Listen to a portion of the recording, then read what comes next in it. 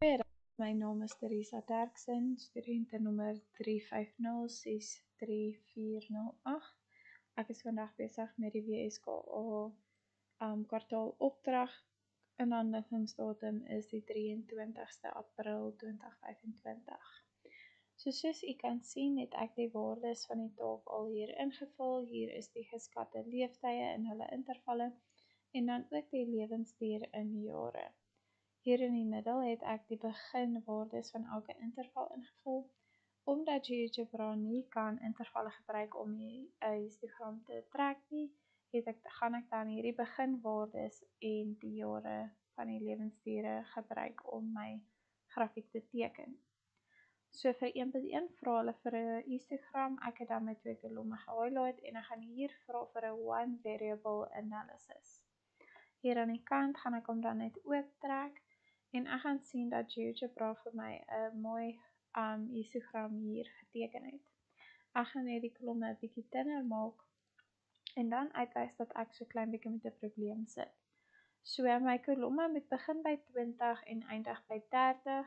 Hierso eindig hy voor 25 en dan ook my volgende kolom moet eintlik begin by 30 en eindig by 40 en hy doen ook nie.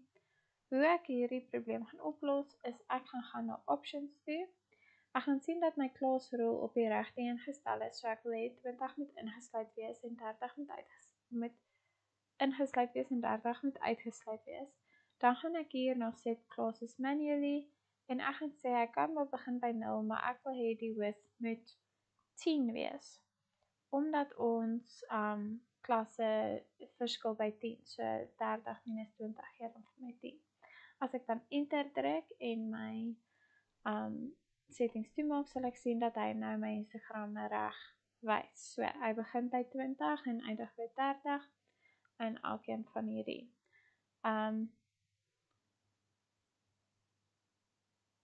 Ja.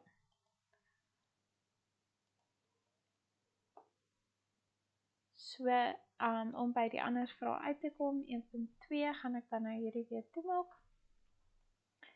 En ek gaan dan net elkeen gou hier invul. So ek het nou net in my spreadsheet het ek net elkeen van hierdie gelabel. So om die gemiddeld uit te werk, gaan ek druk is gelyk aan en die woord mean en 2 hakies maak.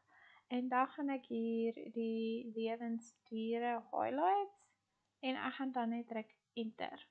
Hy sal dan vir my die gemiddeld van 13 gee. Dis 1.2. Dit sê dan vir my 13, so dit gaan binne die 40 tot 50 gemiddelde leeftyd wees. So met ander woorde, die gemiddelde leeftyd gaan dan 40 tot 50 wees. Variasie buite is dan die grootste getal minus die kleinste getal, so jou maksimumwaarde en jou minimumwaarde, wat vir my 20 minus 5 is. En dan, as ek dan intik, 20 minus 5, gee dit dan vir my die antwoord 15. Die standaard afwyking word dan uitgewerk deur om SD te gebruik. Gaan dan ook net hakies daar sit en my lewensdure highlight. Dit gee dan vir my 5.4.4. En dan om die variansie uit te werk wat dan nou net 'n kwadraat is van my standaard afwyking. Dit is dan net 'n kwadraat van my standaard afwyking, so ek gaan met ander woorde 5.4.4 kwadreer en dit gee dan vir my 29.59. Goed, dit is my vraag 1. Ek sal dan 'n aparte video maak vir vraag 2.